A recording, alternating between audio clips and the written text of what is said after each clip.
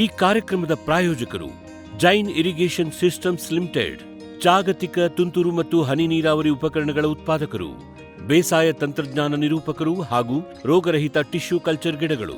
ವೀಕ್ಷಕರೇ ನಮಸ್ಕಾರ. ಇವತ್ತಿನ ಕೃಷಿ ಋಷಿಯ ಅಂಗಳದಲ್ಲಿ ಕಾರ್ಯಕ್ರಮಕ್ಕೆ ತಮಗೆ ಸ್ವಾಗತ. ವೀಕ್ಷಕರೇ, ನಾವು ಕಳೆದ ಸಂಚಿಕೆಯಲ್ಲಿ ಶ್ರೀ ಮಧುಸೂದನ್ ಸರ್ ಅವ್ರನ್ನ ಮಾತಾಡಿಸ್ತಾ ಇದ್ವಿ. ಅವರು ಈ ಬಂಡೂರು ಕುರಿಗಳನ್ನು ತೊಗೊಂಬಂದು ಬ್ರೀಡಿಂಗೋಸ್ಕರ ಸಾಕಣೆ ಮಾಡ್ತಾಯಿದ್ದಾರೆ, ಮರಿಗಳನ್ನು ಮಾರಾಟ ಮಾಡೋದಕ್ಕೋಸ್ಕರ ಮಾಡ್ತಾಯಿದ್ದಾರೆ ಅಂತೇಳಿ ಮಾಹಿತಿಯನ್ನು ಕೊಡ್ತಾಯಿದ್ರು. ಅದರ ಮುಂದುವರೆದ ಭಾಗವಾದ ಇವತ್ತಿನ ಕಂತಿನಲ್ಲಿ ಈಗ ನಾವು ಯಾವುದೇ ರೀತಿಯ ಬ್ರೀಡಿಂಗ್ ಅಥವಾ ಮರಿಗಳಿಗೋಸ್ಕರ ನಾವು ಕುರಿ ಸಾಕಣೆ ಮಾಡೋದಾದರೆ ಏನು ಸ್ಪೆಷಲ್ ಕೇರನ್ನು ತೊಗೋಬೇಕು, ಮತ್ತು ಈಗ ಮರಿ ಹುಟ್ಟಿದ ಮೇಲೆ ಅದಕ್ಕೆ ಯಾವ ರೀತಿಯ ವ್ಯಾಕ್ಸಿನನ್ನು ಕೊಡಬೇಕು, ಅದಕ್ಕೆ ಆದ ಒಂದು ಆಹಾರದ ಪದ್ಧತಿಯನ್ನು ಯಾವ ರೀತಿ ನಿರ್ವಹಣೆ ಮಾಡಬೇಕು, ಒಟ್ಟಾರೆಯಾಗಿ ಇಲ್ಲಿವರೆಗೂ ಅವ್ರಿಗೆ ಎಷ್ಟು ಬಂಡವಾಳ ಆಗಿದೆ, ಮುಂದೆ ನಮಗೆ ಲಾಭ ಸಿಗೋದಾದ್ರೆ ಎಷ್ಟು ಲಾಭ ಸಿಗ್ಬೋದು ಅನ್ನುವ ಎಲ್ಲ ಮಾಹಿತಿಗಳನ್ನು ಇವರಿಂದ ಕೇಳಿ ತಿಳಿದುಕೊಂಡು ಬರೋಣ ಬನ್ನಿ. ಸರ್ ನಮಸ್ಕಾರ. ಸರ್ ನಮ್ಮ ಫಾರಂ ಟಿವಿಯ ಕೃಷಿ ಋಷಿಯ ಅಂಗಳದಲ್ಲಿ ಕಾರ್ಯಕ್ರಮಕ್ಕೆ ತಮಗೆ ಸ್ವಾಗತ ಸರ್. ಸರ್, ನಾವು ಮೊದಲನೇ ಸಂಚಿಕೆಯಲ್ಲಿ ಯಾವ ರೀತಿ ನೀವು ಕುರಿ ಸಾಕಾಣಿಕೆಗೆ ಬಂದಿರಿ, ಬಂಡೂರು ಕುರಿಯನ್ನು ಬ್ರೀಡಿಂಗೋಸ್ಕರ ಏನಕ್ಕೆ ಆಯ್ಕೆ ಮಾಡಿಕೊಂಡ್ರಿ, ಮತ್ತು ಸ್ವಲ್ಪ NLM ಸ್ಕೀಮ್ದೆಲ್ಲ ಏನೇನು ಸ್ವಲ್ಪ ಕಷ್ಟ ನಷ್ಟಗಳಿದೆ ಅನ್ನೋ ಕುರಿತು ಸಾಕಷ್ಟು ಮಾಹಿತಿಯನ್ನು ಕೊಟ್ರಿ ಸರ್. ಈಗ ಅದರ ಮುಂದುವರೆದ ಭಾಗವಾಗಿ ಇವತ್ತಿನ ಕಂತಿನಲ್ಲಿ ಸರ್ ಈ ಶೆಡ್ನ ಯಾವ ರೀತಿ ಪ್ಲ್ಯಾನ್ ಮಾಡ್ಕೊಂಡ್ರಿ? ಇಲ್ಲ, ಇದೆಲ್ಲ ಈಗೇನಿದೆ ಶೆಡ್, ಇದೆಲ್ಲ ನಾವು ಟ್ರಯಲ್ ಆ್ಯಂಡ್ ಎರರ್ ಮಾಡಿಕೊಂಡು ಇದೆಲ್ಲ ಅಪ್ಗ್ರೇಡ್ ಮಾಡ್ಕೊಂಡು ಬಂದಿರೋದು, ಒಂದೇ ಸಲ ಮಾಡಿದ್ದಲ್ಲ. ಫಸ್ಟ್ ನಾವು ನಮ್ಮದು ಮೇನ್ ಕಾನ್ಸೆಪ್ಟ್ ಏನಪ್ಪ ಅಂದರೆ ಈ ಶೆಡ್ಡಿಗೆ, ಈ ಸ್ಟ್ರಕ್ಚರ್ಗೆ, ಇದಕ್ಕೆಲ್ಲ ಜಾಸ್ತಿ ಬಂಡವಾಳ ಹಾಕ್ಬಾರ್ದು ಅಂತ, ಲೋ ಕಾಸ್ಟಲ್ಲಿ ಮಾಡಬೇಕು ಅಂತ. ಅದಕ್ಕೆ ಏನು ಮಾಡಿದ್ವಿ, ಈ ಅಡಿಕೆ ಪಟ್ಟಿ ಮತ್ತು ಮರ ಯೂಸ್ ಮಾಡಿ ಒಂದು ಸಣ್ಣದಾಗಿ ಶೆಡ್ ಮಾಡ್ಕೊಂಡ್ವಿ. ಅದು ನಿಮಗೆ ಲೋ ಕಾಸ್ಟಲ್ಲಿ ಆಗುತ್ತೆ, ಬಟ್ ಅದು ಬಾಳಿಕೆ ಕಡಿಮೆ. ನಿಮ್ಗೆ ಒಂದು 2-3 ವರ್ಷದಲ್ಲಿ ಅದನ್ನು ತೆಗಿಬೇಕಾಗಿ ಬಂತು. ಆಮೇಲೆ ಏನು ಮಾಡಿದ್ವಿ, ಈಗ ಇದೆಲ್ಲ ಕಬ್ಬಿಣದಲ್ಲಿ ಆ್ಯಂಗ್ಲರ್ ಎಲ್ಲ ಮಾಡಿಕೊಂಡು ಅದನ್ನೇ ಟಾಪ್ ಒಂದು ಸ್ವಲ್ಪ ಮೇಲೆ ಕೇರಿಸ್ಕೊಂಡು ಈ ಸೀಟೆಲ್ಲ ಹಾಕೊಂಡು ಇದು ಮಾಡಿದ್ವಿ. ಆಮೇಲೆ ಇದು ಪ್ಲಾಟ್ಫಾರ್ಮ್ ಇರಲಿಲ್ಲ, ಮೊದಲು ನೆಲದ ಮೇಲೆ ಇತ್ತು, ಈಗ ಅದು ಪ್ಲಾಟ್ಫಾರ್ಮ್ ಎಲ್ಲ ಮಾಡ್ಕೊಂಡ್ವಿ. ಇದನ್ನು ಕಟ್ಟಿಗೆದೇ ಮಾಡಿದ್ದೀರಾ ಸರ್ ಪ್ಲಾಟ್ಫಾರ್ಮ್ ಎಲ್ಲ? ಇಲ್ಲಿ ಇದೇನಾಗುತ್ತೆ, ಇದು ಅವಶ್ಯಕತೆ ಇಲ್ಲ ನಮಗೆ, ಏನು ಇದ್ರ ಮೇಲೇ ನೆಲದ ಮೇಲೇ ಸಾಕ್ಬೋದು. ಈ ನಮಗೆ ಒಂದು ಸ್ವಲ್ಪ ರಿಸ್ಕ್ ಕಡಿಮೆ ಮಾಡ್ಕೊಳ್ಳೋಕ್ಕೋಸ್ಕರ, ಕೆಲಸ ಕಡಿಮೆ ಮಾಡ್ಕೊಳ್ಳೋಕ್ಕೋಸ್ಕರ ನಾವು ಈ ಥರ ಎಲ್ಲ ಒಂದು ಸೆಟಪ್ ಮಾಡ್ಕೊಳ್ತೀವಿ. ಆಮೇಲೆ ನಮ್ಮದು ಟಾಲ್ ಫೀಡಿಂಗ್ ಇರೋದ್ರಿಂದ ಮರಿಗಳು ಯಾವಾಗ್ಲೂ ಇಲ್ಲೇ ಇರುತ್ತೆ. ನಾವಕ್ಕೆ ಸ್ವಲ್ಪ ಹೈಜಿನಿಕ್ ಮೇಂಟೈನ್ ಮಾಡೋಣ ಅನ್ನೋದಕ್ಕೋಸ್ಕರ ಇದು ಅಟ್ಟಣಿಗೆ ಮಾಡ್ಕೊಂಡ್ವಿ. ಇಕ್ಕೆಗಳೆಲ್ಲ ಕೆಳಗೆ ಬಿದ್ದು ಹೋಗ್ತದೆ, ಇದು ಸ್ವಲ್ಪ ನೀಟಾಗಿರುತ್ತೆ ಅಂದ್ಬಿಟ್ಟು ಈ ಥರ ಇದು ಮಾಡ್ಕೊಂಡಿದ್ವಿ ಸರ್. ಈಗ ಸುತ್ತ ಎಲ್ಲ ಕಬ್ಬಿಣದ ಗ್ರಿಲ್ ಹಾಕಿದ್ದೀರಾ, ಇದೆಲ್ಲ ಗಾಳಿ ಆಡೋಕ್ಕೋಸ್ಕರ? ಹೌದು, ಓಪನ್ ಗ್ರಿಲ್. Open grill. ಇದು ಏನಾಗುತ್ತೆ, ಬೇಸಿಗೆಲೆಲ್ಲ ಇದು ತುಂಬ ಹೀಟ್ ಬರುತ್ತೆ. ಇದು ಆ ಹೀಟ್ನೆಲ್ಲ ಸ್ವಲ್ಪ ಅವಾಯ್ಡ್ ಮಾಡೋಕ್ಕೋಸ್ಕರ ಇದು ಈ ಥರ ಗ್ರಿಲ್ಸ್ ಹಾಕ್ಕೊಂಡಿದ್ದೀವಿ.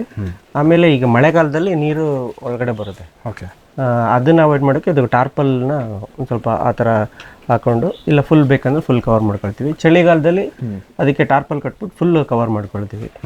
ಸರ್, ಈಗ ಮಳೆಗಾಲಕ್ಕೋಸ್ಕರನೇ ಅದು ಎಕ್ಸ್ಟೆಂಡ್ ಮಾಡಿರೋದ ಹೊರಗಡೆ?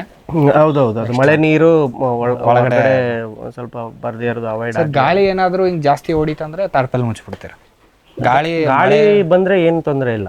ಈಗ ಗಾಳಿ ಬಂದ್ರೆ ಅದೇನು ಪ್ರಾಬ್ಲಮ್ ಆಗಲ್ಲ. ಮಳೆ ನೀರು ಒಳಗಡೆ ಬರಬಾರ್ದು. ಈ ಇಕ್ಕೆ ಜೊತೆ ಅದು ಬಿದ್ದರೆ ಅಲ್ಲೆಲ್ಲ ಸ್ವಲ್ಪ ಬ್ಯಾಕ್ಟೀರಿಯಾಸ್ ಬೆಳೀತೆ, ಬೇರೆ ಇನ್ಫೆಕ್ಷನ್ಸ್ ಎಲ್ಲ ಆಗುತ್ತೆ, ಅದೆಲ್ಲ ಆಗುತ್ತೆ. ಮಳೆ ನೀರು ಒಳಗಡೆ, ಶೆಡ್ ಒಳಗಡೆ ಅಥವಾ ಇಕ್ಕೆ ಬಿದ್ದಿರೋ ಕಡೆ ಬರೋದನ್ನ ಅವಾಯ್ಡ್ ಮಾಡಬೇಕು. ಅದಕ್ಕೋಸ್ಕರ ಸರ್, ಇದು ಎಷ್ಟು ಅಗಲ ಇದೆ, ಉದ್ದ ಎಷ್ಟು ಹೈಟ್ ಇದೆ? ಇದು 24/50 ಇದೆ ಶೆಡ್. ಇದು ಬಂದು ಹೈಟ್ ಒಂದು 15 ಫೀಟ್ ಹೈಟ್ ಇದೆ. ನಾವು ನಿಂತಿದ್ದಿಲ್ಲ ಸರ್, ಇಲ್ಲಿಂದ 15 ಅಡಿ ಇದೆಯಾ? ಇಲ್ಲಿಂದ ಒಂದು 10 ಫೀಟ್ ಬರ್ಬೋದು 10 ಫೀಟ್ ಬರ್ಬೋದು. ಕೆಳಗಡೆ ಗ್ರೌಂಡ್ ಲೆವೆಲಿಂದ ಒಂದು 4 ಫೀಟ್ ಹೈಟ್ಗೆ ಅಟ್ಟಣಿಗೆ ಮಾಡ್ಕೊಂಡಿದ್ದೀವಿ. ಸರ್, ಈಗ ಸರ್ ಇಷ್ಟೆಲ್ಲ ಮಾಡಿದ್ಮೇಲೆ ಸ್ವಲ್ಪ ಆಹಾರಕ್ಕೋಸ್ಕರ ಬೇರೆ ಕಂಪಾರ್ಟ್ಮೆಂಟ್ ಮಾಡಿದ್ರೆ ಒಳಗಡೆ? ಸಪ್ರೇಟಾಗಿ ಈ ಥರ ಕಂಪಾರ್ಟ್ಮೆಂಟ್ ಮಾಡ್ಕೊಂಡಿಲ್ಲ ಅಂತಂದರೆ ನಾವು ಮ್ಯಾನೇಜ್ ಮಾಡೋಕ್ಕಾಗೋದೇ ಇಲ್ಲ. ಈಗ ಒಂದು ಪ್ರೆಗ್ನೆನ್ಸಿದಿರುತ್ತೆ, ಇವಾಗ ಪ್ರೆಗ್ನೆಂಟ್ ಆಗೋದಿರುತ್ತೆ, ಮತ್ತು ಮರಿ ಇರುತ್ತೆ, ಆಗಲೇ ವೀನಿಂಗ್ ಮಾಡಿರುವಂಥ ಒಂದು ಕಿಡ್ಸ್ ಇರುತ್ತೆ. ಅವಕ್ಕೆಲ್ಲ ಒಂದೊಂದು ಸಪ್ರೇಟ್ ಇದ್ರೇ ಅದು ಮ್ಯಾನೇಜ್ ಮಾಡೋದಕ್ಕೆ ಈಸಿ ಆಗುತ್ತೆ. ಇವೆಲ್ಲ ನಮಗೆ ಹಾಲು ಕುಡಿಯುವಂಥ ಮರಿಗಳಿರುತ್ತೆ, ಅವಕ್ಕೆ ಒಂದು ಸ್ವಲ್ಪ ಎಕ್ಸ್ಟ್ರಾ. ಆಮೇಲೆ ಆ ಕುರಿಗಳಿಗೆ, ತಾಯಿ ಕುರಿಗಳಿಗೆ ಒಂದು ಸ್ವಲ್ಪ ಎಕ್ಸ್ಟ್ರಾ ಫೀಡ್ ಬೇಕಾಗುತ್ತೆ. ಅದು ಅದೆಲ್ಲ ಕೊಡೋದಕ್ಕೆ ಅದು ಸಪ್ರೇಟ್ ಆಗಿದ್ದರೆ ನಮಗೆ ಈಸಿ.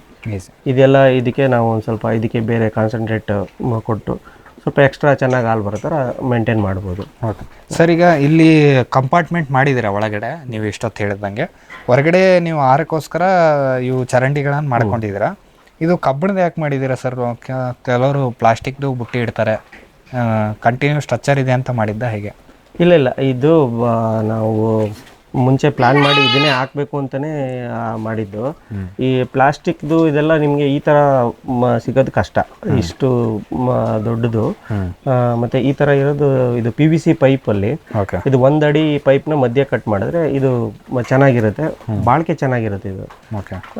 ಆಮೇಲೆ ನಮಗೆ ಕ್ಲೀನಿಂಗ್ ಎಲ್ಲ ಈಸಿ. ಇದು ಮೇಯೋದಕ್ಕೂ ಸ್ವಲ್ಪ ಇದು ಕಂಫರ್ಟ್ ಆಗಿರುತ್ತೆ, ಕೆಳಗಡೆ ನೀಟಾಗಿರುತ್ತೆ, ಒಂದು ಫ್ಲಾಟ್ ಸರ್ಫೇಸ್ ಇರುತ್ತೆ. ನಮಗೂ ಕ್ಲೀನ್ ಮಾಡೋಕ್ಕೂ ಈಸಿ ಆಗುತ್ತೆ, ಮೇವು ಹಾಕೋದಕ್ಕೆ ಅವು ಮೇವು ತಿನ್ನೋದಕ್ಕೂ ಈಸಿ ಆಗುತ್ತೆ. ಹಂಗಂದ್ಬಿಟ್ಟು ಅದಕ್ಕೋಸ್ಕರ ಇದನ್ನು ಮಾಡ್ಕೊಂಡು. ಸರ್, ನೀವು ಬ್ರೀಡಿಂಗಿಗೋಸ್ಕರ ಮಾಡ್ತೀರಿ ಅನ್ನೋದ್ರಿಗೆ ಕೇಳ್ತಾ ಇರೋದು. ಈಗ ಒಂದು ಬೆದೆಗೆ ಬಂದಿದೆ ಅಂತ ಹೆಂಗೆ ಗೊತ್ತಾಗತ್ತೆ? ಬಂದ ಮೇಲೆ ಸ್ಪೆಷಲ್ ಕೇರ್ ಏನು ತೊಗೋತೀರಾ?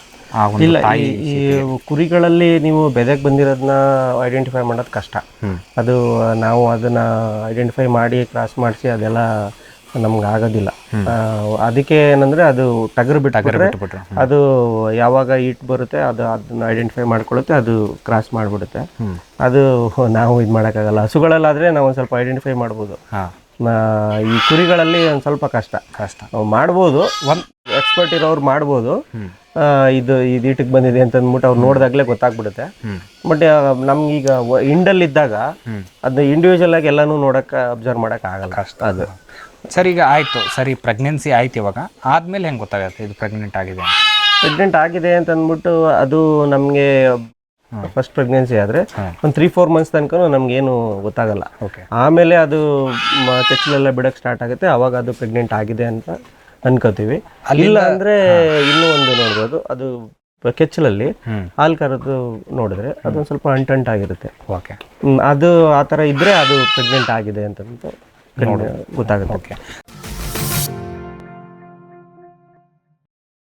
ವಿಶ್ವದಾದ್ಯಂತ ಪೇಟೆಂಟ್ ಪಡೆದ ನ್ಯಾನೋ ತಂತ್ರಜ್ಞಾನದಲ್ಲಿ ತಯಾರಾದ ನೂವಾಲ್ಗಿ ದ್ರಾವಣ.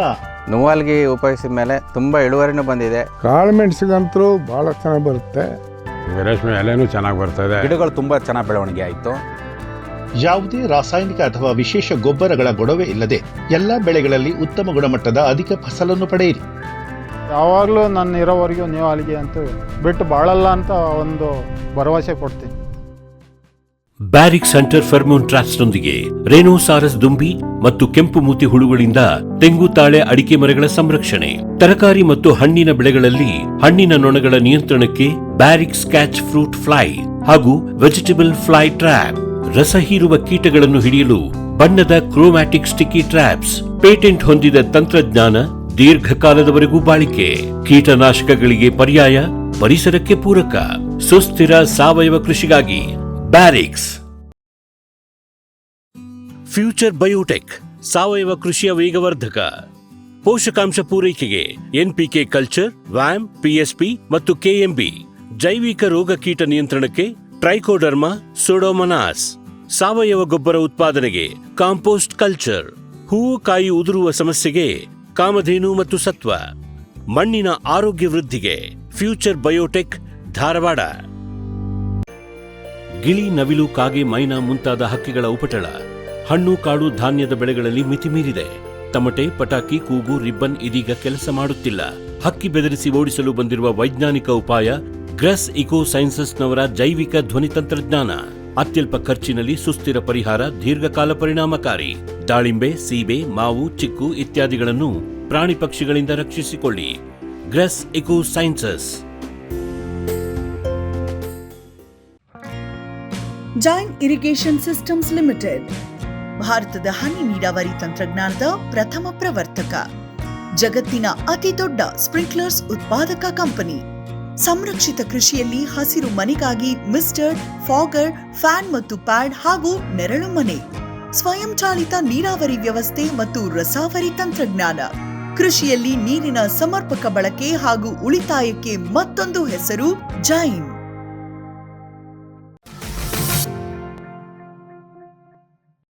ಈಗ ಪ್ರೆಗ್ನೆಂಟ್ ಆಗಿದೆ ಸರ್, ಅದಕ್ಕೆ ಸ್ಪೆಷಲ್ ಕೇರ್ ಏನಾದರೂ ಮಾಡ್ತೀರಾ?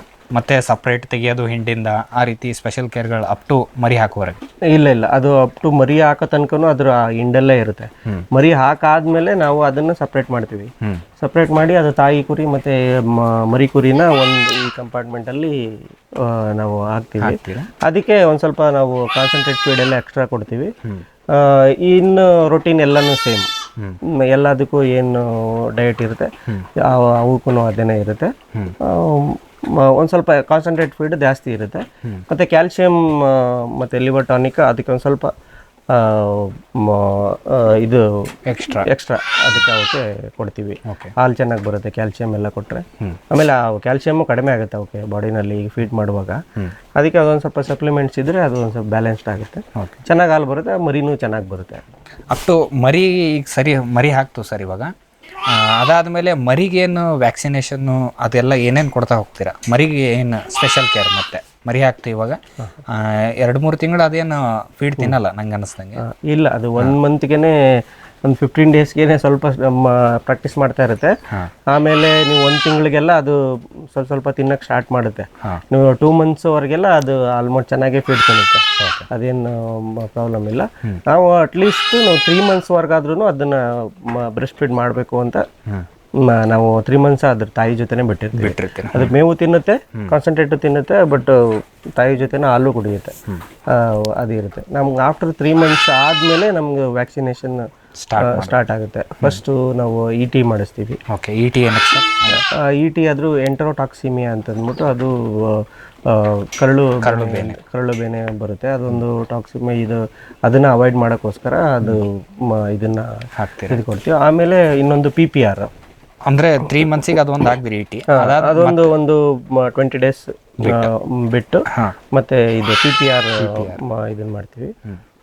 ಆಮೇಲೆ ಇನ್ನು ಸೀಸನ್ ವೈಸ್ ಯಾವುದು ಈಗ ಗೌರ್ಮೆಂಟಲ್ಲಿ ಅವ್ರಿಗೆ ಯಾವುದು ಪ್ಯಾಂಡಮಿಕ್ ಇರುತ್ತೆ ಅದನ್ನ ನೋಡಿ ಅವರು ಇದನ್ನ ಕೊಡ್ತಾರೆ. ಯಾವುದು ಮಳೆಗಾಲದಲ್ಲಿ ಯಾವುದಿದೆ, ಚಳಿಗಾಲದಲ್ಲಿ ಶೀತ ನೆಗಡಿಗೋಸ್ಕರ ಅದಕ್ಕೆ HS ಎಲ್ಲ ಅವಾಗ ಕೊಡ್ತಾರೆ. HS ಅದು ಎಲ್ಲ ನಮ್ಮ ಭಾಗದಲ್ಲಿ ಇಲ್ಲ. ಅದಕ್ಕೆ ಅವರು ನಮಗೆ ಯಾವ ಡಾಕ್ಟರ್ ಯಾವ ಸಜೆಸ್ಟ್ ಮಾಡ್ತಾರೆ ಅದನ್ನ ಕೊಟ್ಕೊಳ್ತೀವಿ. ಮತ್ತು ET PPR ಮಸ್ಟ್, ಅದು ಎಲ್ಲದಕ್ಕೂ ಕೊಡ್ತೀವಿ. ಮತ್ತು ಇನ್ನೊಂದು ಸೀಸನ್ ವೈಸು ಮತ್ತು ಯಾವುದು ಏನಾದರೂ ಸ್ಪ್ರೆಡ್ಡಿಂಗ್ ಇದ್ದರೆ ಅದನ್ನು ವ್ಯಾಕ್ಸಿನ್ ಮಾಡ್ಕೊಳ್ತೀವಿ. ಸರಿ, ಜಂತು ಉಳೋದು ಹೆಂಗೆ ಸರ್? ಈ ಜಂತುನಾಶಕ ಅನ್ನೋದು ನಾವು ಫಸ್ಟು ನಾವು ಹೊರಗಡೆಯಿಂದ ಏನಾದ್ರು ಪರ್ಚೇಸ್ ಮಾಡ್ತೀವಿ ಅಂದರೆ ನಮ್ಮ ಶೆಡ್ಡಿಗೆ ಅಥವಾ ನಮ್ಮ ಇದಕ್ಕೆ ಪ್ರೆಮಿಸಿಸ್ಗೆ ಬಂದ ತಕ್ಷಣ ಫಸ್ಟ್ ಅದನ್ನ ಸಪ್ರೇಟ್ ಇಟ್ಟು ಫಸ್ಟು ನಾವು ಜಂತುನಾಶಕ ಹಾಕಬೇಕು. ಫಸ್ಟು ಮೇನ್ ಜಂತುನಾಶಕ, ಆಮೇಲೆ ಅದು ವ್ಯಾಕ್ಸಿನ್ ET PPR ಹಾಕಬೇಕು. ಇಲ್ಲೇ ಹುಟ್ಟಿರುವಂಥ ಮರಿಗಳಿಗೆ ಫಸ್ಟ್ ನಾವು ಆಫ್ಟರ್ 3 ಮಂತ್ಸು ಫಸ್ಟು ಒಂದು ಜಂತುನಾಶಕ ಹಾಕ್ತೀವಿ. 15 ಡೇಸ್ ಆದಮೇಲೆ ಮತ್ತೆ ಇನ್ನೊಂದು ಸಾರಿ ಅದನ್ನು ಜಂತುನಾಶಕ ಹಾಕ್ತೀವಿ. 2 ಬೇರೆ ಬೇರೆ ಕಂಪನಿದು ಅಥವಾ ಬೇರೆ ಬೇರೆ ಔಷಧಿ ಕಂಪೋನೆಂಟ್ಸ್ ಇರುವಂಥದ್ದನ್ನು ಫಸ್ಟು ಜಂತುನಾಶಕ ಆಗಿ ಯೂಸ್ ಮಾಡ್ಕೊಳ್ತೀವಿ. ಸರಿ ಸರ್, ಅದಾದಮೇಲೆ ಈಗ ಇದಕ್ಕೆ ಮುಖ್ಯವಾಗಿ ಆಹಾರಗಳ ಒಂದು ನಿರ್ವಹಣೆ ಹೇಗೆ? ಈಗ ಅಂದರೆ ಒಂದು ಬೆಳಗ್ಗೆಯಿಂದ ಶೆಡ್ಯೂಲ್ ಹೇಳ್ಬಿಡಿ ಸರ್. ಬೆಳಗ್ಗೆ ಎಷ್ಟು ಗಂಟೆಗೆ ನಿಮ್ಮದು ಶುರುವಾಗತ್ತೆ, ಅದು ಎಲ್ಲಿವರೆಗೂ ಇರುತ್ತೆ? ಇದು ಬೆಳಿಗ್ಗೆ ನಮ್ಮದು ಫೀಡಿಂಗ್ ಶೆಡ್ಯೂಲ್ ಸ್ಟಾರ್ಟ್ ಆಗೋದೇ 10 o'clock, ಬೆಳಗ್ಗೆ 10 ಗಂಟೆ. 10 ಗಂಟೆಗೆ ಫಸ್ಟ್ ಫೀಡಿಂಗ್. ಈಗ ಅಲ್ಲಿ ತನಕ ಅದು ನೈಟು ಅದಕ್ಕೆ ಎಷ್ಟು ಸಫಿಷಿಯೆಂಟ್ ಕೊಟ್ಟಿರ್ತೀವಿ ಅದು ನಿಮಗೆ ಬೆಳಗ್ಗೆ ತನಕನೂ ಅದು ಮಿಲ್ಕ್ ಹಾಕೊಂಡು ಅದನ್ನ ಡೈಜೆಷನ್ ಮಾಡ್ಕೊಂಡಿರುತ್ತೆ. ನಮ್ದು ಫಸ್ಟ್ 10 o'clockಗೆ ನಾವು ಒಂದು ಒಣಮೇವು ಕೊಡ್ತೀವಿ. ಫಸ್ಟ್ ಒಣಮೇವು. ಒಣಮೇವು ನಮಗೆ ಸೀಸನ್ ವೈಸ್ ಯಾವ್ಯಾವ್ದು ಸಿಗುತ್ತೆ ಅದನ್ನ ಸ್ಟೋರ್ ಮಾಡ್ಕೊಳ್ತೀವಿ. ಇವಾಗ ನಮ್ಮ ಹತ್ರ ಹುರುಳಿ ಒಟ್ಟಿದೆ, ಹುರುಳಿ ಒಟ್ಟು ಕೊಡ್ತೀವಿ. ಇನ್ನೊಂದು ನೆಕ್ಸ್ಟು ಮೇ, ಜೂನ್, ಜುಲೈ ಆ ಟೈಮಲ್ಲಿ ಈ ಉದ್ದಿಂದು ಒಟ್ಟು ಸಿಗುತ್ತೆ, ಅದನ್ನು ಯೂಸ್ ಮಾಡ್ತೀವಿ. ಮತ್ತು ಈ ಕಡಲೆ ಬಳ್ಳಿ ಸಿಗುತ್ತೆ, ಶೇಂಗಾ ಒಟ್ಟು. ಅದು ಸೀಸನ್ ವೈಸಲ್ಲಿ ಯಾವ್ಯಾವುದು ನಮಗೆ ಸಿಗುತ್ತೆ ಅದನ್ನು ತೊಗೊಂಡು ಬಂದು ಸ್ಟೋರ್ ಮಾಡ್ಕೊಳ್ತೀವಿ. ಫಸ್ಟು ಅದನ್ನು ಕೊಡ್ತೀವಿ, ಫಸ್ಟ್ ಫೀಡು. ಆಮೇಲೆ ಮಧ್ಯಾಹ್ನ ಇನ್ನೊಂದು ಕೊಡ್ತೀವಿ, ಹಸಿ ಮೇವು ಇರುತ್ತೆ. ಮಧ್ಯಾಹ್ನ ಗ್ರೀನ್ ಫೀಡ್ ಒಂದು 1 o'clock 2 o'clock ಆ ಟೈಮಲ್ಲಿ, ಮಧ್ಯಾಹ್ನ 1 o'clock ಅಂದರೆ 1 o'clock ಆ ಟೈಮಲ್ಲಿ ಹಸಿರು ಮೇವು ಕೊಡ್ತೀವಿ. ಹಸಿರು ಮೇವು ಕೊಡ್ತೀವಿ. ಹಸಿರು ಮೇವಲ್ಲಿ ನಮಗೆ ನಾನು ತುಂಬ ಮೇವುಗಳು ಹಾಕೊಂಡಿದ್ದೀನಿ ಇಲ್ಲೇ ನಮ್ಮ ಜಮೀನಲ್ಲಿ. ಯಾವ್ಯಾವ ಹಾಕೊಂಡಿದ್ದೀರಾ ಸರ್? ಆಸ್ಟ್ರೇಲಿಯನ್ ರೆಡ್ ನೇಪಿಯರ್ ಇದೆ, ಕೋಫೋರ್ ಇದೆ, ಮತ್ತು ಅಗಸೆ ಇದೆ, ನುಗ್ಗೆ ಇದೆ, ಇಪ್ಪನೇರಳೆ ಇದೆ, ಮತ್ತು CYFS 31 ಇದೆ, ಬೇಲಿ ಮೆಂತೆ ಇದೆ, ಮತ್ತು ಇದು ಸುಬಾಬುಲ್ಲ ಅಗಸೆ ಇವಿರುತ್ತೆ. ಅವೆಲ್ಲ ಒಂದು ರೊಟೇಷನಲ್ ವೈಸು ಅದು ಯಾವುದಾದ್ರೂ ಒಂದು ಹಸಿಮೇವು ನಾವು ಕೊಡ್ತಾ ಇರ್ತೀವಿ. ಓಕೆ ಸರ್, ಇದನ್ನೆಲ್ಲ ಯಾವ ಬ್ಯಾಲೆನ್ಸಲ್ಲಿ ಕೊಡ್ತೀರಾ ಸರ್? ಈಗ ನೀವು ಒಣಮೇವು ಹೇಳಿದ್ರಲ್ಲ, ಬರೀ ಒಣಮೇವು ಅಂದರೆ ಒಂದೇ ಕೊಡ್ತೀರಾ ಅಥವಾ ಸ್ವಲ್ಪ ಮಿಕ್ಸ್ ಮಾಡಿ 70-30-40 ರೇಷಿಯೋದಲ್ಲಿ ಹಿಂಗೇನಾದರೂ ಕೊಡ್ತೀರಾ? ಇಲ್ಲ, ಅದು ನಾವು ಹೆಂಗೆ ಪ್ಲಾನ್ ಮಾಡ್ತೀವಿ ಆ ಥರ ಮಾಡ್ಕೋಬೋದು. ಇವಾಗ ಹೆಂಗಿದೆ ಅಂದಾಗ TMR ಅಂತ ಬರುತ್ತೆ, ಈಗ ಟೋಟಲ್ ಮಿಕ್ಸ್ಡ್ ರೇಷನ್ ಅಂತ. ಅದರಲ್ಲಿ ಏನು ಮಾಡ್ತಾರೆ, ಈ ಒಣಮೇವು, ಹಸಿಮೇವು, ಕಾನ್ಸಂಟ್ರೇಟ್ ಫೀಡು, ಅದಕ್ಕೆ ಮಿನರಲ್ ಮಿಕ್ಸರು, ವಿಟಮಿನ್ಸ್ ಏನು ಬೇಕು ಅದೆಲ್ಲ ಒಟ್ಟಿಗೆ ಮಿಕ್ಸ್ ಮಾಡಿ ಫೀಡ್ ಮಿಕ್ಸ್ ಮಾಡಿ ಒಂದೇ ಸಲ ಕೊಟ್ಬಿಡ್ತಾರೆ. ಓಕೆ, ಅದು ಅದೆಲ್ಲನೂ ಅದರಲ್ಲೇ ಇರುತ್ತೆ. ಅದು ಟೋಟಲ್ ಮಿಕ್ಸ್ಡ್ ರೇಷನ್ ಅಂತ ಇರುತ್ತೆ. ಈಗ ನಾವು ಒಂದು ಅವ್ರವ್ರು ಒಬ್ಬೊಬ್ರಿಗೆ ಅವ್ರಿಗೆ ಯಾವ ಥರ ಕನ್ವೀನಿಯಂಟ್ ಇರುತ್ತೆ ಆ ಥರ ಪ್ಲಾನ್ ಮಾಡ್ಕೊಳ್ಬೋದು ಅದನ್ನ. ಈಗ ನಮಗೆ ಈ ಥರ ಶೆಡ್ಯೂಲ್ ನಾವು ಮಾಡ್ಕೊಳ್ತೀವಿ. ಆಮೇಲೆ ಒಂದು ಹಸಿಮೇವು ಆದಮೇಲೆ ಒಂದು 4 o'clock 5 o'clock ಹಂಗೆ ಕಾನ್ಸಂಟ್ರೇಟ್ ಫೀಡ್ ಕೊಡ್ತೀವಿ. ಓಕೆ, ಕಾನ್ಸಂಟ್ರೇಟ್ ಫೀಡ್ ಅಂದರೆ ಅದು ಕಾನ್ಸಂಟ್ರೇಟೆಡ್ ಫೀಡ್ ಜೊತೆ ಏನು ಎಡಿಷನಲ್ ಇಲ್ಲ ಮಾಡ್ತೀವಿ. ಅದು ಕಾನ್ಸಂಟ್ರೇಟ್ ಫೀಡ್ ಅಂತಂದರೆ ಅದರಲ್ಲಿ ನಿಮಗೆ ಮೆಕ್ಕೆಜೋಳ ಇರುತ್ತೆ, ಹುರುಳಿ ಇರುತ್ತೆ, ಶೇಂಗಾ ಹಿಂಡಿ ಇರುತ್ತೆ, ಬೂಸ ಇರುತ್ತೆ, ಮತ್ತು ದ್ವಿದಳ ಧಾನ್ಯದ ಒಟ್ಟು ಇನ್ನೊಂದು 2 ಇದು ತುಗುರಿ ಮತ್ತು ಹೆಸರದು ಅದು ನುಚ್ಚಿರುತ್ತೆ, ಮತ್ತು ಮಿನರಲ್ ಮಿಕ್ಸರ್ ಇರುತ್ತೆ, ಮತ್ತು ಇದು ವೀಕ್ಲಿ ಟ್ವೈಸು ಇದನ್ನು ಕೊಡ್ತೀವಿ, ಲಿವರ್ ಟಾನಿಕ್ ಕೊಡ್ತೀವಿ. ಅದು ವೀಕ್ಲಿ ಒನ್ಸು ನಾವು ಕ್ಯಾಲ್ಸಿಯಂ ಟಾನಿಕ್ ಕೊಡ್ತೀವಿ. ಅದೆಲ್ಲ ಫೀಡ್ ಜೊತೆ ಮಿಕ್ಸ್ ಇರುತ್ತೆ. ಅದನ್ನೆಲ್ಲ ಮಿಕ್ಸ್ ಮಾಡಿ ಒಂದು ಆವ್ರೇಜ್ 250 grams ಎಲ್ಲದಕ್ಕೂ ಸಿಗೋ ಥರ ಅದನ್ನ ವೇ ಮಾಡಿ ಅಷ್ಟನ್ನ ನಾವು ಕೊಡ್ತೀವಿ. ಮತ್ತೆ ನಮಗೊಂದು 6 o'clock 6:30 ಹಂಗೆ ಮತ್ತೆ ಶೈಲೇಜ್ ಇದೆ ನಮ್ದು. ಶೈಲೇಜ್ ನೀವೇ ಸ್ವಂತ ನಾವೇ ಪ್ರಿಪೇರ್ ಮಾಡ್ಕೊಳ್ತೀವಿ. ನಿಮ್ದೇ ಅಂದ್ರೆ ಮೆಕ್ಕೆಜೋಳದ ಶೈಲೇಜ್ ಮಾಡ್ಕೊಳ್ತೀವಿ. ಅದು ಸಂಜೆ ಈವ್ನಿಂಗ್ ಶೈಲೇಜ್ ಕೊಡ್ತೀವಿ. ಮತ್ತು ಹಸಿಮೇವು ತುಂಬ ಇದೆ ಅಂತಂದರೆ ಅದು ಶೈಲೇಜ್ ಅವಾಯ್ಡ್ ಮಾಡ್ತೀವಿ, ಹಸಿಮೇವನ್ನೇ ಇನ್ನೊಂದ್ಸಲಿ ಸಂಜೆ ಒಂದ್ಸಲಿ ಕೊಡ್ತೀವಿ. ಸರ್, ಈಗ ಒಂದು ಕುರಿ ಎಷ್ಟು ತಿನ್ನತ್ತೆ ಅನ್ನೋದ್ರ ಮೇಲೆ ಫುಡ್ ಹಾಕ್ತೀರಾ ಅಥವಾ ಹೆಂಗೆ? ಒಂದು ಅಂದಾಜ್ ಮೇಲೆ ಎಷ್ಟು ತೊಗೋಬೋದು ಒಂದು ಕುರಿ? ಇಲ್ಲ, ಅದೆಲ್ಲ ನಮಗೆ ಈಗ ಇದು ಎಕ್ಸ್ಪೆಂಡಿಚರ್ ಎಷ್ಟು ಆಗ್ಬೋದು ಅಂತ ಕ್ಯಾಲ್ಕುಲೇಟ್ ಮಾಡೋದಕ್ಕೆ ನಾವು ಒಂದು ಆ ಥರ ಒಂದು ಕುರಿ ಎಷ್ಟು ತಿನ್ಬೋದು, ಅದಕ್ಕೆ ಎಷ್ಟು ಖರ್ಚಾಗ್ಬೋದು ಅದನ್ನೆಲ್ಲ ಲೆಕ್ಕ ಹಾಕ್ಬೋದು. ಬಟ್ ಒಂದು ಕುರಿಗೆ ನಾವು ಲೆಕ್ಕ ಹಾಕಿ ಕೊಡಲ್ಲ ಇದೆಲ್ಲ ಫೀಡೆಲ್ಲ. ಅದು ಎಷ್ಟು ತಿನ್ನುತ್ತೋ ಅಷ್ಟು ಕೊಡ್ತೀವಿ. ಅದು ಅಲ್ಲಿ ಒಂದು ಸ್ವಲ್ಪ ಉಳಿಸ್ಬೇಕು, ಅದು ತಿಂದು ಎಲ್ಲ ಆಗಿ ಒಂದು ಸ್ವಲ್ಪ ಉಳಿಸಬೇಕು ಅಲ್ಲಿ ತನಕ, ಅಂದರೆ ಅದು ಸಫಿಷಿಯೆಂಟಾಗಿ ತಿಂದಿದೆ ಅಂತ ಅಷ್ಟು ನಾವು ಅದು ಪ್ರೊವೈಡ್ ಮಾಡ್ತೀವಿ. ಓಕೆ.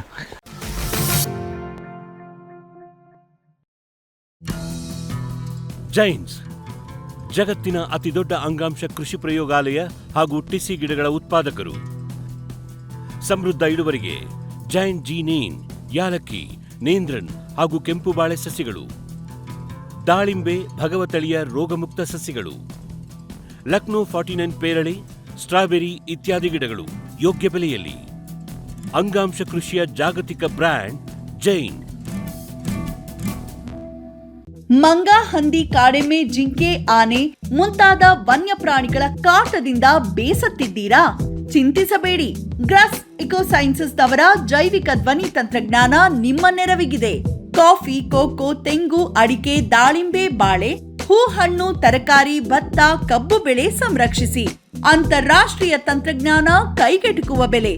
ಏರ್ಪೋರ್ಟ್ ಅಳವಡಿಸಿದ ತಂತ್ರಜ್ಞಾನ ಈಗ ನಿಮ್ಮ ತೋಟ ರಕ್ಷಣೆಗೆ. ಗ್ರಾಸ್ ಇಕೋಸೈನ್ಸಸ್. ಗ್ರೀನ್ ಪ್ಲಾಸ್ಟ್ ISI ಪ್ರಮಾಣೀಕೃತ ಪರಿಶುದ್ಧ HDPE ಜಿಯೋ ಮೆಂಬ್ರೇನ್ ಪಾಂಡ್ ಲೈನರ್ಗಳು. ಕೃಷಿ ಹೊಂಡ, ಕೆರೆ, ಕಾಲುವೆ, ಮೀನುಕೊಳ, ಸ್ಪಿರುಲಿನಾ ಹೊಂಡಗಳಿಗೆ ಬೇಕಾದ ಆಕಾರ ಮತ್ತು ವಿಸ್ತೀರ್ಣಗಳಲ್ಲಿ ಸರ್ಕಾರದ ಸಬ್ಸಿಡಿ ಯೋಜನೆಯಡಿ ಲಭ್ಯ. 100% ಪುನರ್ಬಳಕೆ, UV ಮತ್ತು ಒಡಕು ನಿರೋಧಕ, ಪಕ್ಕಾ ಜೋಡಣೆ, 5 ವರ್ಷಗಳ ಲಿಖಿತ warranty. Green plast. Megha solar energy solutions. ಸುಲಭ, ಲಭ್ಯ, ಕೈಗೆಟುಕುವ, ಸ್ವತಂತ್ರ, ಸುಸ್ಥಿರ ಭವಿಷ್ಯದ ಗ್ರೀನ್ ಎನರ್ಜಿ ಉಪಾಯ. ನಿರಂತರ ಉಚಿತ ನೀರಾವರಿಗೆ Megha solar pump set, roof top solar, solar CC camera ಮತ್ತು ಸೋಲಾರ್ ಬೀದಿ ದೀಪಗಳು, ಡ್ರಿಪ್, ಸ್ಪ್ರಿಂಕ್ಲರ್, ಇರಿಗೇಷನ್ ಮತ್ತು ಫರ್ಟಿಗೇಷನ್ ಆಟೋಮೇಷನ್. ತೋಟಗಾರಿಕೆ ಕ್ರೆಡಲ್ ಹಾಗೂ ಸೂರ್ಯಘರ್ ಸಬ್ಸಿಡಿ ಯೋಜನೆಯಡಿ ಅಂಗೀಕೃತ ಮೆಗಾ ಆಗ್ರೋಟೆಕ್. ಸಮೃದ್ಧ ಸಾವಯವ ಗೊಬ್ಬರ, ಎಂಎಸ್ಜಿಪಿ ಮತ್ತು ಕೆಸಿಡಿಸಿ ಉತ್ಪಾದನೆ, ಫಾರ್ಮ್ ಟಿವಿಯಿಂದ ಸರಬರಾಜು, ಅತಿ ಕಡಿಮೆ ಬೆಲೆಗೆ ಅತ್ಯುತ್ತಮ ಗೊಬ್ಬರ, ಇಲ್ಲ ಭಾರಲೋಹ, ಕೃಷಿ ವಿಶ್ವವಿದ್ಯಾಲಯದಿಂದ ಪರೀಕ್ಷಿತ ಸಾವಯವ ಇಂಗಾಲ, ಎನ್ಪಿಕೆ, ಪಿಎಚ್, ಇಸಿ ಎಲ್ಲ ನಿಗದಿತ ಮಿತಿಯಲ್ಲಿ. ಅಡಿಕೆ, ತೆಂಗು, ಬಾಳೆ, ಕಾಫಿ, ದಾಳಿಂಬೆ, ದ್ರಾಕ್ಷಿ, ಕಬ್ಬು, ಭತ್ತ, ಜೋಳ, ಹತ್ತಿ ಹೀಗೆ ಎಲ್ಲಾ ಬೆಳೆಗಳಿಗೂ ಪ್ರಶಸ್ತ. ಜೀವಂತ ಮಣ್ಣು, ಸಮೃದ್ಧ ಬೆಳೆ, ಅತ್ಯಧಿಕ ಲಾಭಕ್ಕೆ ಬಳಸಿ ಸಿಟಿ ಕಾಂಪೋಸ್ಟ್.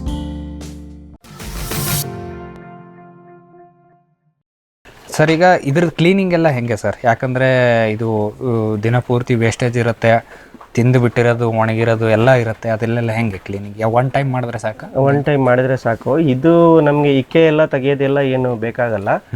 ಅದು ವೀಕ್ಲಿ ಒನ್ಸ್ ಒಂದು ಸ್ವಲ್ಪ ಯಾವುದಾದ್ರೂ ಸಿಕ್ಕಾಕೊಂಡಿದ್ರೆ, ಬ್ಲ್ಯಾಕ್ ಆಗಿದ್ರೆ ಅದೆಲ್ಲ ಒಂದು ಸ್ವಲ್ಪ ಕ್ಲೀನ್ ಮಾಡ್ಕೊಂಡ್ರೆ ಸಾಕು. ಇಲ್ಲಿ ಈ ಫೀಡ್ ಎಲ್ಲ ಸ್ವಲ್ಪ ಬೀಳಿಸ್ಬಿಡ್ತವೆ, ಇದು ಹಾಕುವಾಗೆಲ್ಲ ಅದೆಲ್ಲ ಸ್ವಲ್ಪ ವೇಸ್ಟೇಜ್ ಇರುತ್ತೆ. ಅದನ್ನ ಡೈಲಿ ಒಂದ್ಸಲಿ ಕ್ಲೀನ್ ಮಾಡ್ಕೊಂಡ್ರೆ ಸಾಕು. ಈ ಗೋಧಿ ಎಲ್ಲ ಫಸ್ಟು ನಾವು ಬಂದ ತಕ್ಷಣ ಈ ನೈಟ್ ಹಾಕಿರೋದು ಎಲ್ಲನೂ ತೆಗೆದ್ಬಿಡ್ತೀವಿ. ಎಲ್ಲ ಹಾಕ್ಬಿಟ್ಟು ಫ್ರೆಶ್ ಆಗಿ ಫೀಡ್ ಹಾಕ್ತೀವಿ.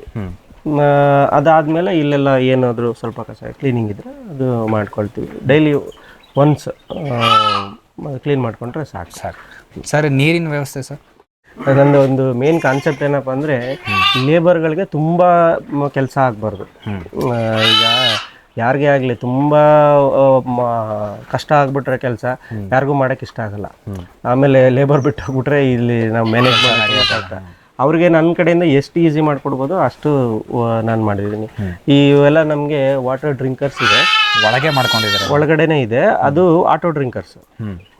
ಅದೇನಂದರೆ ನಾನು ಡೈರೆಕ್ಟ್ ಟ್ಯಾಂಕ್ ಕನೆಕ್ಟ್ ಇದೆ. ಅದು ಅದಕ್ಕೆ ಏರ್ ಬಾಲ್ ಇದೆ.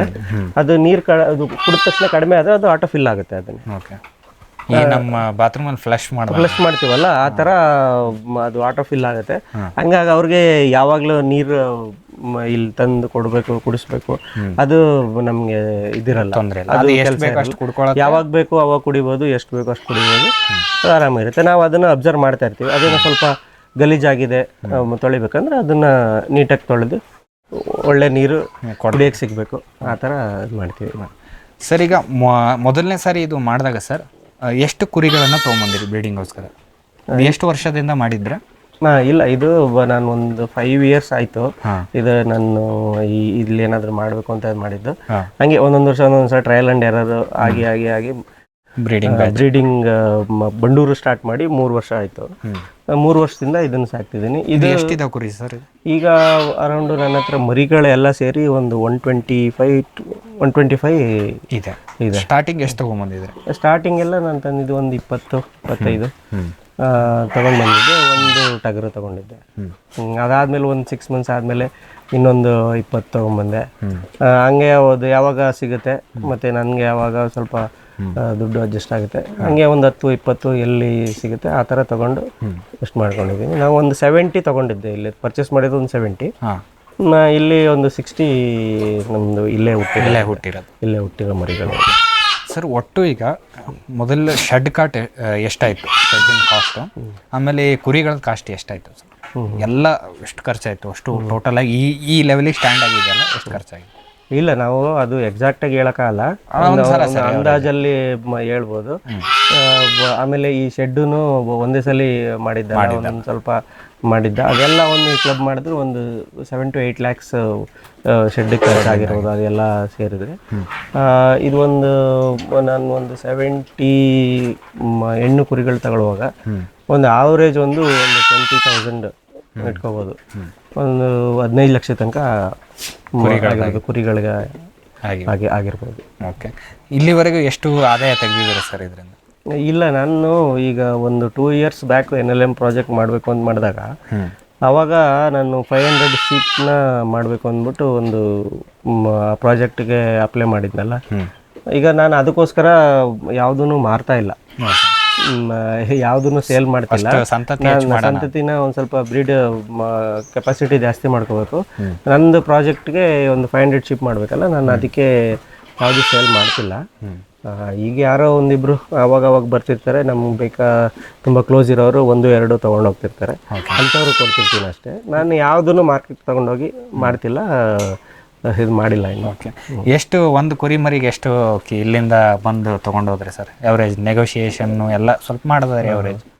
ಎಲ್ಲ ಕುರಿಗೂ ಒಂದೇ ರೇಟ್ ಇರಲ್ಲ. ಹೌದು, ಒಂದು ಚೆನ್ನಾಗಿರೋದಕ್ಕೆ ಒಂದು ಸ್ವಲ್ಪ ಜಾಸ್ತಿ ಇರುತ್ತೆ, ಸ್ವಲ್ಪ ಇದಿರುತ್ತೆ. ಆಮೇಲೆ ಯಾವುದಾದ್ರು ಏಜ್ ಮೇಲೂ ಡಿಪೆಂಡ್ ಆಗುತ್ತೆ. ಅದು ಪ್ರೆಗ್ನೆಂಟ್ ಇದೆಯಾ, ದೊಡ್ಡದು ಇದೆಯಾ, ಟಗರು ಮರಿನ, ಇದೆಲ್ಲ ಇದಾಗುತ್ತೆ. ಆಮೇಲೆ ಅದು ಪ್ಯೂರಿಟಿ, ಇದ್ರ ಮೇಲೆಲ್ಲ ಡಿಪೆಂಡ್ ಆಗುತ್ತೆ. ಅವರು ಯಾರಾದರೂ ತಗೊಳಕ್ ಬಂದವರು ನನ್ಗೆ ಈ ಮರಿ ಬೇಕಂದ್ರೆ ಅದ್ರದ್ದು ಬೆಲೆ ಹೇಳ್ಬೋದು ನಾವು. ಒಂದು ನಾವು ಆವ್ರೇಜ್ ಆಗಿ ಹೇಳ್ಬೇಕು ಅಂತಂದ್ರೆ ನಮಗೆ ಒಂದು 10,000 ಒಂದು ಫೀಮೇಲ್ಸ್ ಕೊಡ್ಬೋದು, ಒಂದು 12,000 ಒಂದು ಟಗರು ಮರಿ, ಒಂದು 3-4 ಮಂತ್ಸ್ ಇರೋವಂಥದ್ದು ಒಂದು ಆವ್ರೇಜ್. ಸರ್, ಇದ್ರದ್ದು 2 ವರ್ಷ ಅಂತೂ ಇದರಲ್ಲಿ ಏನೂ ಆದಾಯ ಬರಲ್ಲ ಬ್ರೀಡಿಂಗ್ ಹೋಗೋದಾದ್ರೆ. ಸರ್, ಇಷ್ಟು ಕುರಿ ಮಾಡೋದಕ್ಕೆ ಎಷ್ಟು ಇಲ್ಲಿ ಲೇಬರ್ ಮ್ಯಾನೇಜ್ ಮಾಡ್ತಾ ಇದ್ದೀರಾ? ಎಷ್ಟು ಜನ ಸೇರಿ ಮಾಡ್ಬೋದು ಇಷ್ಟು ಜನ, ಇಷ್ಟು ಶೆಡ್ಡಿಗೆ ಇದಕ್ಕೆ ಇಷ್ಟು ಕುರಿಗಳ? ಇಲ್ಲ, ಒಂದು 100 ಕುರಿ ತನಕ ಒಬ್ಬರೇ ಮೇಂಟೈನ್ ಮಾಡ್ಬೋದು. ಸ್ಟಾರ್ಟಿಂಗಲ್ಲಿ 100 ಕುರಿ ತನಕ ಒಬ್ಬರೇ ಮೇಂಟೈನ್ ಮಾಡ್ಬೋದು. ಫೀಡೆಲ್ಲ ಸ್ವಲ್ಪ ನಾವು ಇದ್ದಿದ್ದು ಹತ್ರ ಇದ್ದು ಆ ಥರ ಇದ್ದರೆ ಒಬ್ಬರೇ ಮೇಂಟೈನ್ ಮಾಡ್ಬೋದು ಒಂದು 100 ಕುರಿ ತನಕ. ಇಲ್ಲಿ ಇಬ್ಬರಿದ್ದಾರೆ, ಯಾವ ಒಬ್ಬರಿಗೆ ಕಷ್ಟ ಆಗಬಾರ್ದು ಅಂತ ಇಬ್ಬರಿದ್ದಾರೆ, ಇಬ್ಬರು ಮ್ಯಾನೇಜ್ ಮಾಡ್ಕೊಂಡು. ಸರ್, ನೀವು ಇಷ್ಟೊತ್ತು ನಮಗೆ ಈ ಕುರಿ ಸಾಕಾಣಿಕೆ ಕುರಿತು ಸಾಕಷ್ಟು ಮಾಹಿತಿಯನ್ನು ನೀಡಿದ್ರಿ. ಅದರಲ್ಲೂ ಈ ಬ್ರೀಡಿಂಗ್ ಪರ್ಪಸಿಗೋಸ್ಕರ ಮಾಡೋದಾದರೆ ಅದರಲ್ಲಿ ಏನು ಕಷ್ಟ ನಷ್ಟಗಳಿರ್ತವೆ, ಏನೆಲ್ಲ ಮಾಡಬೇಕು, ನಿಮ್ಮದೆಲ್ಲ ಏನು ತೊಂದರೆಗಳಿದೆ, ಅದನ್ನು ಯಾವ ರೀತಿ ಓವರ್ಕಮ್ ಮಾಡಿ ನೀವೊಂದು ವಿಷನ್ ಇಟ್ಕೊಂಡಿದ್ದೀರಾ, ಅದರ ಬಗ್ಗೆ ಸಾಕಷ್ಟು ಮಾಹಿತಿಯನ್ನು ಕೊಟ್ರಿ ಸರ್. ಹಾಗಾಗಿ ಎಷ್ಟೊತ್ತು ಮಾಹಿತಿ ಕೊಟ್ಟಿದ್ದಕ್ಕೆ ನಮ್ಮ ರೈತರ ವತಿಯಿಂದ, ನಮ್ಮ ವಾಹಿನಿಯ ವತಿಯಿಂದ ತಮಗೆ ತುಂಬ ಹೃದಯದ ಧನ್ಯವಾದಗಳು ಸರ್. ವೀಕ್ಷಕರೇ, ಎಷ್ಟೊತ್ತು ನಮಗೆ ಶ್ರೀ ಮಧುಸೂದನ್ ಸರ್ ಅವರು ಹೇಳ್ತಾ ಇದ್ರು, ಈ ಬಂಡೂರು ಕುರಿ ಅನ್ನೋದೇನಿದೆ ಈ ನಮ್ಮ ಲೋಕಲಲ್ಲಿ ತುಂಬ ಬೇಡಿಕೆ ಇದೆ. ಹಾಗಾಗಿ ನಾನು ಮರಿಗಳನ್ನು ಬೆಳೆಸಿ ಅದನ್ನು ಮಾರಾಟ ಮಾಡ್ತಾ ಇದ್ದೀನಿ. ಅದಲ್ಲದೆ ಈಗ ಯಾವುದೇ ಒಂದು ಬ್ರೀಡರ್ ಆಗಿ ನಾವು ಯೋಚನೆ ಮಾಡಿದಾಗ 1-2 ವರ್ಷಗಳ ತನಕ ನಾವು ಕಾಯಲೇಬೇಕಾಗತ್ತೆ. 20-25 ಲಕ್ಷವರೆಗೂ ಕೂಡ ಬಂಡವಾಳವನ್ನು ಹಾಕಬೇಕಾಗತ್ತೆ. ಅದಾದಮೇಲೆ ಅದರ ತಕ್ಕಂಗೆ ಆಹಾರಗಳನ್ನು ಸಮಯಕ್ಕೆ ಕೊಡಬೇಕಾಗತ್ತೆ. ಆಮೇಲೆ ಅದನ್ನು ನೋಡ್ತಾ ಇರಬೇಕು, ದಿನನಿತ್ಯ ಏನಾಗಿದೆ ಕುರಿಗಳಿಗೆ, ಏನೇನೆಲ್ಲ ವ್ಯಾಕ್ಸಿನ್ಗಳನ್ನು ಕೊಡ್ಬೋದು, ಸರಿಯಾದ ಸಮಯಕ್ಕೆ ಏನೇನೆಲ್ಲ ತಿಂಡಿಗಳನ್ನು ಕೊಡ್ಬೋದು, ಅದನ್ನೆಲ್ಲ ಕೊಟ್ಟು ಸರಿಯಾಗಿ ನಿರ್ವಹಣೆ ಮಾಡಿದಾಗ ಮಾತ್ರ ಅದರಿಂದ ನಮಗೆ ಒಂದು ಉತ್ತಮವಾದ ಆದಾಯ ಸಿಗಲಿಕ್ಕೆ ಸಾಧ್ಯ ಅನ್ನೋದರ ಕುರಿತು ಸಾಕಷ್ಟು ಮಾಹಿತಿಯನ್ನು ನಮ್ಮೊಂದಿಗೆ ಹಂಚ್ಕೊಂಡ್ರು. ಹಾಗಾಗಿ ಮಾಹಿತಿ ಕೊಟ್ಟಿದ್ದಕ್ಕೆ ಎಷ್ಟೊತ್ತು ಇವರಿಗೆ ಧನ್ಯವಾದಗಳನ್ನು ತಿಳಿಸುತ್ತಾ ಇವತ್ತಿನ ಕಾರ್ಯಕ್ರಮವನ್ನು ಇಲ್ಲಿಗೆ ಮುಗಿಸ್ತಾ ಇದ್ದೀವಿ. ಜೊತೆಗೆ ಇವರ ಸಂಪರ್ಕವನ್ನು ಕೊಟ್ಟಂತಹ ನಮ್ಮ ಪವನ್ ಸರ್ ಅವರಿಗೂ ಕೂಡ ಧನ್ಯವಾದಗಳನ್ನು ತಿಳಿಸುತ್ತಾ ಇವತ್ತಿನ ಕಾರ್ಯಕ್ರಮವನ್ನು ಇಲ್ಲಿಗೆ ಮುಗಿಸೋಣ. ನಮಸ್ಕಾರಗಳು. ಈ ಕಾರ್ಯಕ್ರಮದ ಪ್ರಾಯೋಜಕರು ಜೈನ್ ಇರಿಗೇಷನ್ ಸಿಸ್ಟಮ್ಸ್ ಲಿಮಿಟೆಡ್, ಜಾಗತಿಕ ತುಂತುರು ಮತ್ತು ಹನಿ ನೀರಾವರಿ ಉಪಕರಣಗಳ ಉತ್ಪಾದಕರು, ಬೇಸಾಯ ತಂತ್ರಜ್ಞಾನ ನಿರೂಪಕರು ಹಾಗೂ ರೋಗರಹಿತ ಟಿಶ್ಯೂ ಕಲ್ಚರ್ ಗಿಡಗಳು.